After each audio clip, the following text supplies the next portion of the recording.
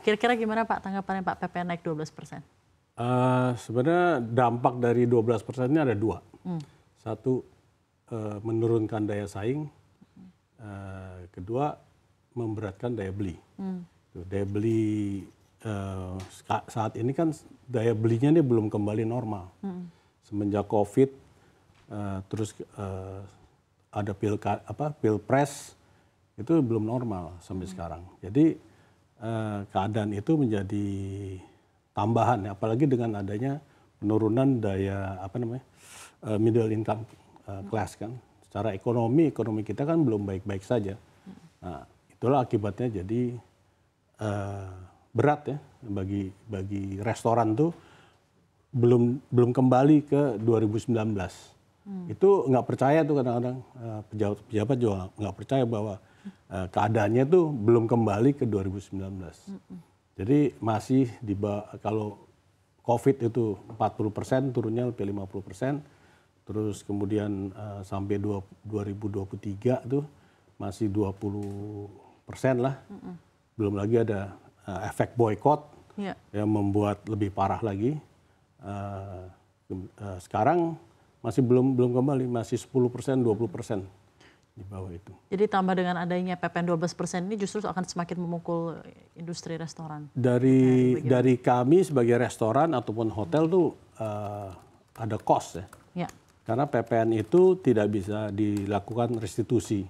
Kita bukan PKP. Jadi PPN itu yang kita keluarkan lebih banyak, nggak ada masukan. Jadi ada cost. Jadi kalau misalnya 10-12% itu kira-kira mungkin ada yang 7%, ada yang 8% terhadap cost.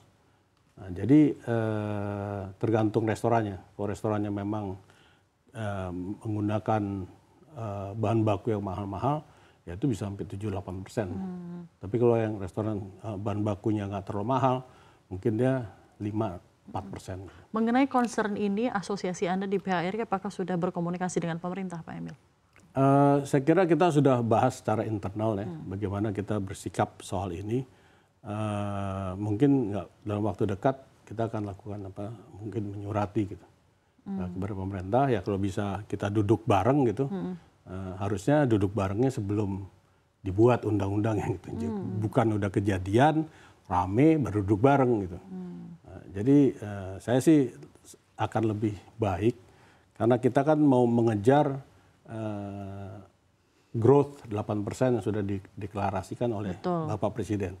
Nah ini pemerintah dan pengusaha harus hand to hand gitu, harus bareng bersama kita untuk ngejar 8%, bukan saling memanfaatkan, tapi harus berbareng gitu untuk bisa mencapai 8%. 8% itu sulit dicapai. Jadi marilah kita sama-sama gimana mencapai 8%. Karena kalau mendapat 8%, kita pun senang.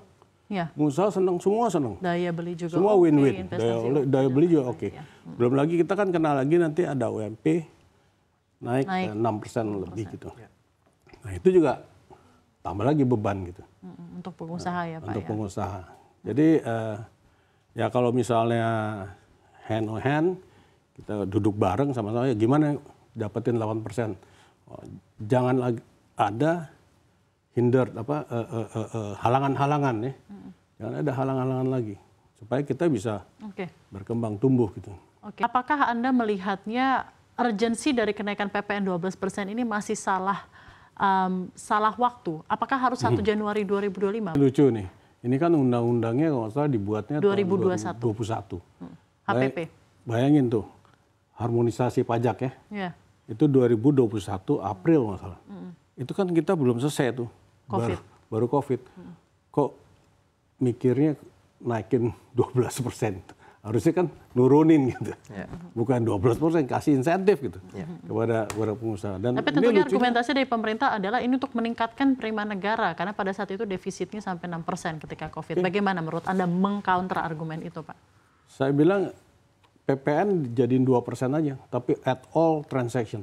2% tapi all transaction. Jangan 12% dibikin selektif, yang ini enggak. Itu di lapangan sulit.